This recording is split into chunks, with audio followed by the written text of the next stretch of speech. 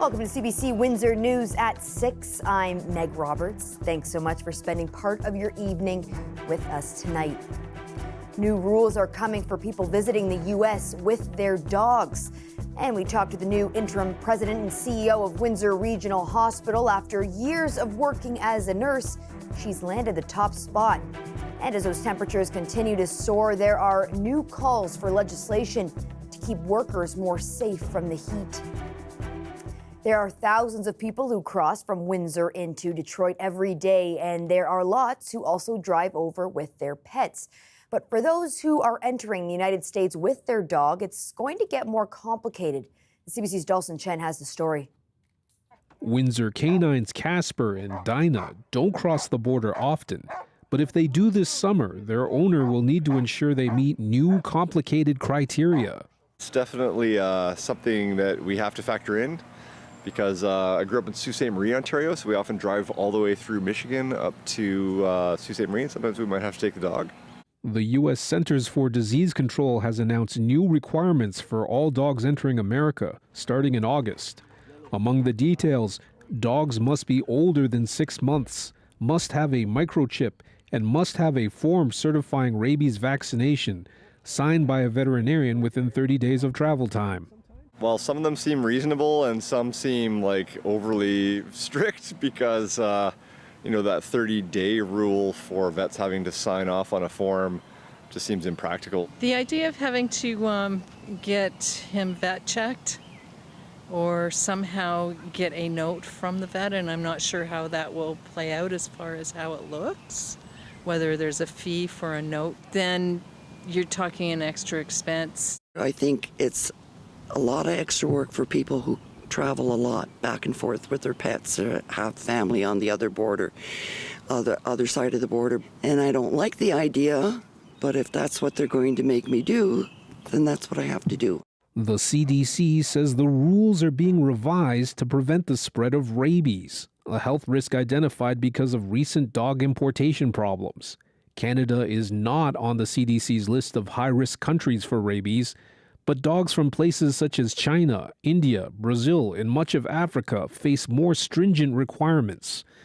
Some Canadian agencies are predicting a difficult adjustment period. I think there's going to be confusion at the border itself. I think it's going to become a little bit cumbersome initially. So how these changes are going to be enforced at the border will have to be seen. It is definitely going to be a big adjustment. I think these requirements are something that will be a lot for people to comply with, especially if they cross frequently.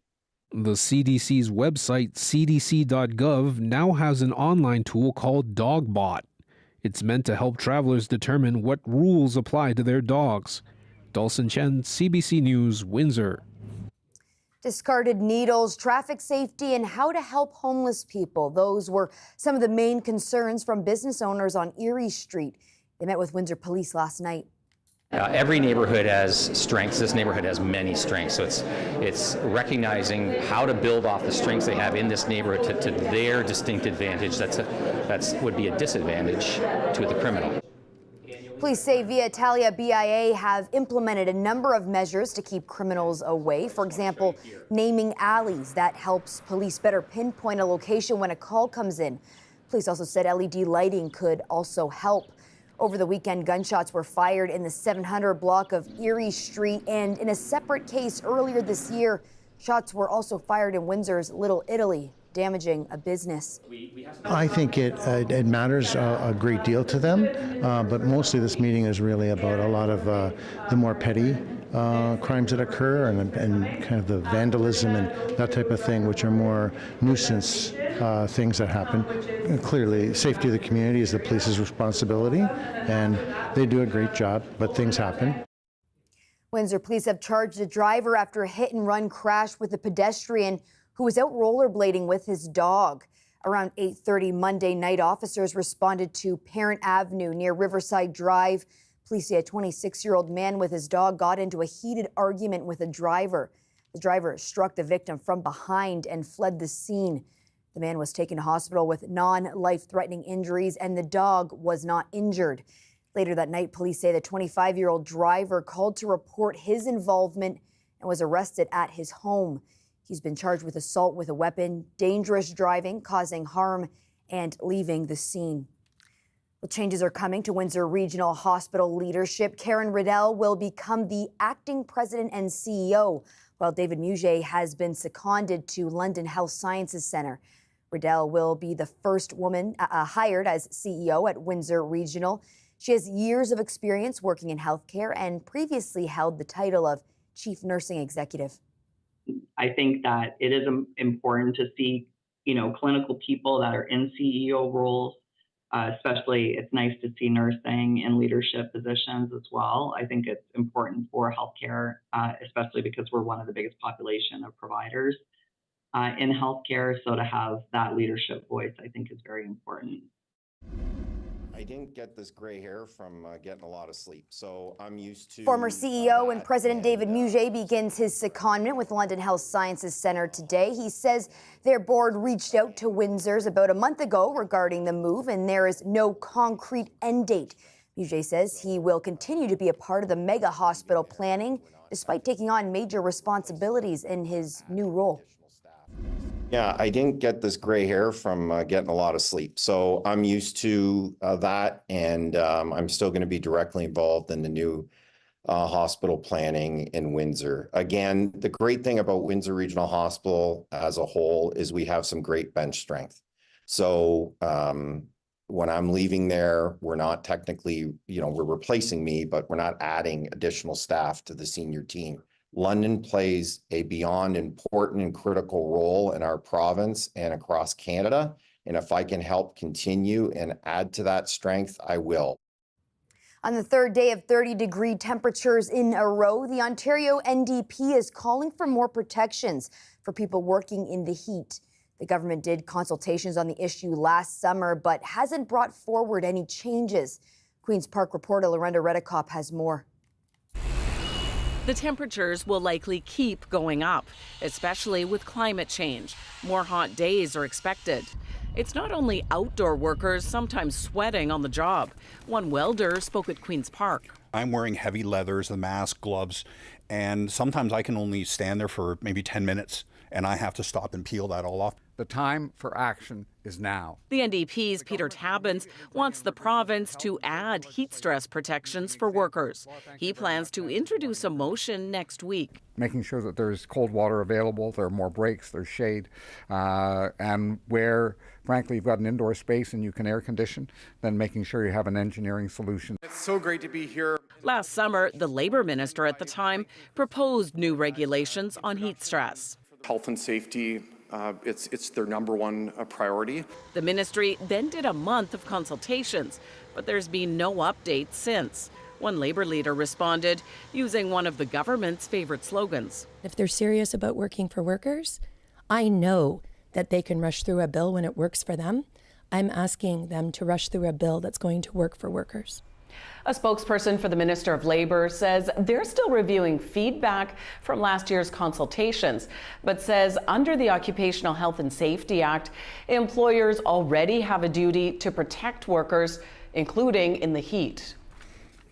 The welder who came to Queen's Park is also a local union leader and says in some cases, workers push beyond their limits to earn an incentive. When you produce enough product, you actually get a bonus to your pay. Guys will give up their health and safety for that money. And with the Occupational Health and Safety Act, that doesn't protect those workers. At his workplace, they've added measures such as cooling stations and heat and humidity monitors. He wants all workers to have those same types of protections. Lorenda Redekop, CBC News, Toronto. A new plaque has been unveiled that pays tribute to the Canadians who fought in the Afghan war. Part of an initiative by the Royal Canadian Legion Branch 594 in Tecumseh. Part of the display honors Corporal Andrew Grennan, who was killed in 2008.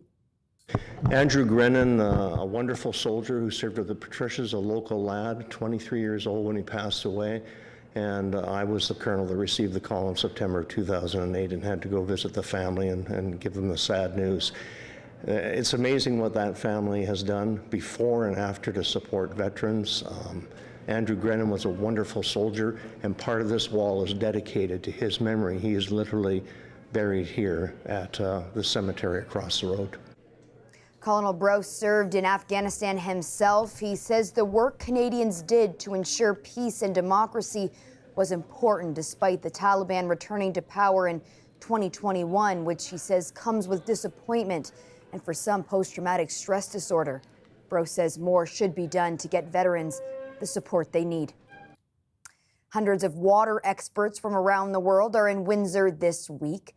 They're here for the annual conference on Great Lakes research. More than 600 presentations will take place, and those experts will even head out to Lake St. Clair for some citizen scientist work.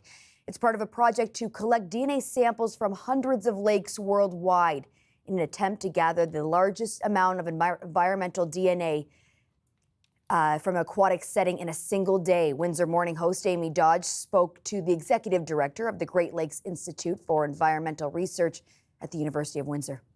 Today is the International Day for Biological Diversity. It celebrates the signing of the Convention of Biological Diversity on May 22nd, 1992. It's meant to highlight the challenges that we have in losing biodiversity on Earth and to recognize the targets and goals of the Kunming-Montreal Framework on Global Biodiversity. Well, we're in our third day of 30-degree temperatures, and it's only just after the middle of May. We have your full weather forecast coming up after the break.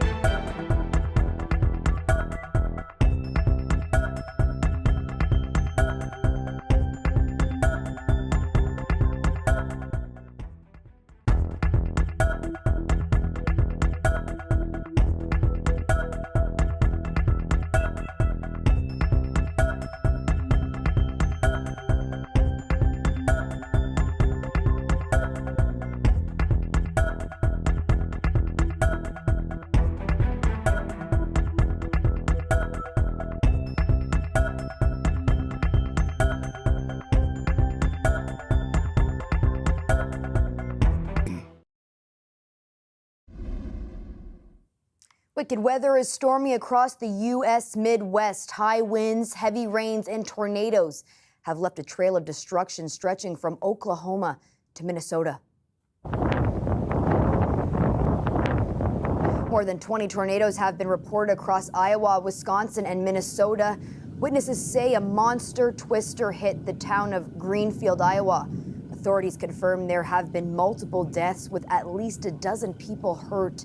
Baseball-sized hail has been reported in Oklahoma, and more than 30 centimeters of rain caused flash flooding in Nebraska. The storm system is moving south and east, threatening a swath of U.S. from Texas to New York. Well, not one day of 30-degree temperatures, not two, but 3 in a row. Victor Paulo is here to tell us what's in store for the rest of the week. A warm day today in Windsor, a very summer-like day, a day where we might have potentially broken the record for the warmest May 22nd. Now, but you know 31.7 is that mark, and today's high is closer to around 29, 30, 31 degrees, but we got to wait to get that final number by the time it's tomorrow. Now, we do know we're going to be having some clear skies overnight tonight, but another thing that will be accompanying those clear skies is cooler overnight temperatures. And if you're like me, that's definitely a lot better than yesterday's 20 degrees, which was much warmer than we'd like to have it. Now, when it comes to Thursday and Friday, there's going to be a high pressure system over the Windsor region, and that means a great place to be would be on the water. But if you are on the water trying to beat that heat, make sure you have your personal flotation devices and you're exercising the safest way to be on that water. Now, looking at some daily stats here for Windsor, our average high is 21.8 and our average low is 10.5, and we do know today's temperatures are the high around 29, 30, and we do know the low is 15 degrees, which are well above seasonal, but a nice change in comparison to what it was over the last couple of days. Now, taking a step to the side here, we do see what's in store for Thursday and Friday, which is a high pressure system. And a high pressure system means, as you do see here, there's no cloud cover really over the Windsor area, with the majority of southwestern Ontario as well, which means you're going to really be able to feel that sun during the daytime temperatures. So if you are outdoors, make sure you have a hat, make sure you have some sunscreen, and make sure you're definitely accompanying yourself with some water. Now, we do looking at temperatures for tomorrow, supposed to be around 27 degrees, but if you do look at our 3 and 5 day forecast, well, 26, 27 degree high for Thursday, which will be with a low of 15 degrees, which is similar to what it will be tonight. And when it comes to your Friday, it's going to be 28 degrees. Another day where we're close to 30s, and the overnight will be also close to 20 degrees. As we get into that weekend, we do see that rain coming through on Saturday, and that rain will eventually drop the temperatures back down to closer to seasonal temperatures, with a 21 degree high on Monday and a 14 degree low. Hope you have yourselves a beautiful night and enjoy the sun tomorrow. Over to you, Meg. Thanks so much for that, Victor. A woman who uses a wheelchair shares her story of flying to a destination that wasn't able to provide accessible options for her to get off the plane. That story coming up.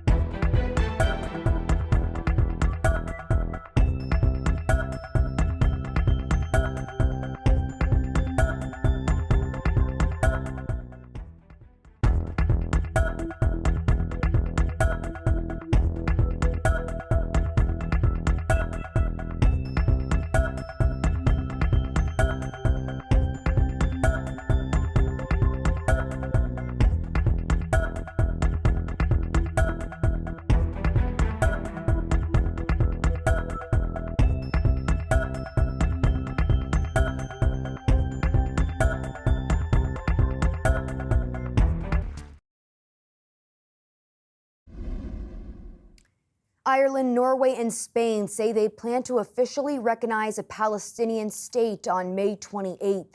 All three countries say it's a critical step toward achieving a two-state solution. Irish Prime Minister Simon Harris says the struggle for statehood is something that resonates to this day in his country. It is a statement of unequivocal support for a two-state solution, the only credible path to peace and security for Israel, for Palestine, and for their peoples. Israel denounced the decisions and it's recalling its ambassadors from the three countries. The White House was also quick to react. A spokesperson said while U.S. President Joe Biden supports a two-state solution, he believes it should be achieved through negotiation and not unilateral declarations. Palestinian officials welcome the announcements as an affirmation of their decades-long quest for statehood. Sean Diddy Combs is facing a new lawsuit by a former model who is accusing him of sexual assault in 2003. Crystal McKinney says she was a rising fashion model when she met Combs in a New York restaurant. She alleges Combs invited her to his recording studio where she was drugged and sexually assaulted by the hip-hop mogul. McKinney alleges Combs had promised to help her career. This lawsuit comes just days after a security video surfaced of Diddy assaulting his ex-girlfriend, Cassie Ventura, in 2016. A Toronto woman who uses a wheelchair has posted a video on social media that shows her having to be carried off a plane in Costa Rica. She says despite doing everything required in advance to let the airline know she would need an accessible option to get on and off the plane, there weren't any accommodations made when the plane landed. Greg Ross has her story. This video, posted on Tori Lacey's TikTok account, was recorded on the tarmac at a Costa Rican airport. Lacey clearly appears uncomfortable as workers carry her off the plane. As you can imagine, it's really like a lot of anxiety to have people touching your body that they don't know you, they don't understand how your body works and how you need to be lifted. Lacey has a neuromuscular disease and is confined to a wheelchair. She says the Air Canada staff were helpful and she doesn't blame them at all. But she says she did make arrangements with the airline before embarking on a trip to Costa Rica earlier this month. This trip was booked for months and months. I have a file with the Air Canada medical desk, so I have all the paperwork filled out by my doctor.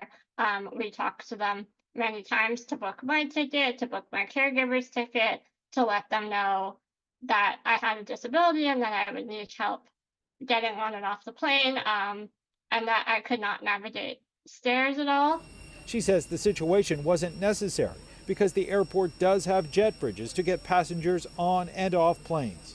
Several of the other aircrafts around us were pulled up to a jet bridge, so this wasn't a lack of the Liberia airport not having jet bridges. It just our particular aircraft was not pulled up to one. In a statement to CBC News, a representative for Air Canada said the Costa Rica airport was not able to make an aircraft bridge available, requiring us to use an alternative method of having customers get on and off the plane using air stairs. We have procedures for customers with disabilities to safely embark and disembark aircraft in such cases, and in this instance, all protocols were followed. The reality is that air travel today is still vastly inaccessible to people with disabilities. Mayan Zib is the founder and CEO of Access Now, a platform that shares accessibility information about places all over the world. Zib says Air Canada does bear some responsibility here. Just like any other passenger who books a ticket with an airline, you expect that airline to take care of you, to treat you respectfully, to have a good experience, and to not have to sacrifice your dignity. If you're a passenger with a disability, the experience is often dehumanizing. Ziv has her own issues with Air Canada. In September of 2022, her electric wheelchair was destroyed on a flight to Tel Aviv, where ironically, she went to take part in a conference about accessible travel and tourism. The way that I received it was so damaged that the backrest, which is made out of a really strong metal, was folded in half. The airline did reimburse Ziv for her wheelchair. Lacey says she doesn't want anything from Air Canada. She only hopes her video raises awareness about the difficulties of air travel for people with accessibility needs. I did not create this video to attack Air Canada. I think that this is really a systemic issue of like the lack of accessibility in air travel across all airlines.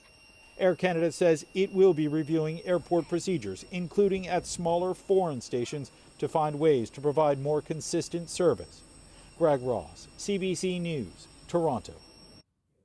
Can the RCMP turn North America's largest law enforcement vehicle fleet green? Well, they're about to find out. The federal government has asked the Mounties to switch to zero-emission cars over the next decade, but those tasked with implementing that goal are already predicting some speed bumps. Catherine Tunney has more. When it comes to the RCMP and horsepower, this might come to mind. But soon enough, this could be the norm. The Mounties are responding to a federal request to switch its fleet to zero-emission vehicles by 2035. We want to see what's in the realm of possible, and we want to be ahead of the curve. An unprecedented challenge at that. The RCMP has the largest land police fleet in North America, roughly 12,000 vehicles on the road, including in many remote communities. It's not just taking a retail and putting it out on the road. There's all kinds of equipment that goes into the vehicle, and that in itself is already very complicated. This Tesla needed to be fitted with lights, a radio, computer, and a new backseat for suspected criminals. One lesson learned so far, this glass roof, not ideal. It's not the best vehicle for someone who might be trying to escape from the car. The RCMP says Teslas like this probably aren't suited for every detachment, but it's giving them valuable data on how Mounties can go electric. Charging is easy in Ottawa, but it's a major concern for remote areas where the RCMP has jurisdiction. When you head out into the prairies and the northern part of Canada and the northern part of our provinces as well, we cover a lot of ground and our detachment area is quite large. The Force is going ahead this year testing more EV models, including the Ford F-150 Lightning, similar to the gas model already in the fleet across the country. Even as the pilot ramps up, it's unlikely northern and remote detachments will see an EV anytime soon. We don't want to put them into a situation where they will fail and put a member at risk. The RCMP hasn't put an estimate on the upfront cost of buying new EVs, and they say it's also too soon to tell how much they'll save in the long run on gas. Catherine Tunney, CBC News, Ottawa. In the run-up to this summer's Olympics in Paris, toy maker Mattel is fielding a whole new team of Barbies. Among the 9 outstanding female athletes being honored with their own doll is Canadian soccer ace Christine Sinclair. The former captain of Canada's national women's team is the world's all-time top international scorer. Mattel says it hopes to foster self-confidence, ambition, and empowerment. Other athletes on Team Barbie include tennis star Venus Williams, French boxer Estelle Mosley, and Spanish para-triathlete Susana Rodriguez. Well, that's it for CBC Windsor News. Don't forget, for news anytime, you can go to our website at cbc.ca/Windsor. Thanks so much for tuning in. Looking forward to seeing you back here tomorrow night.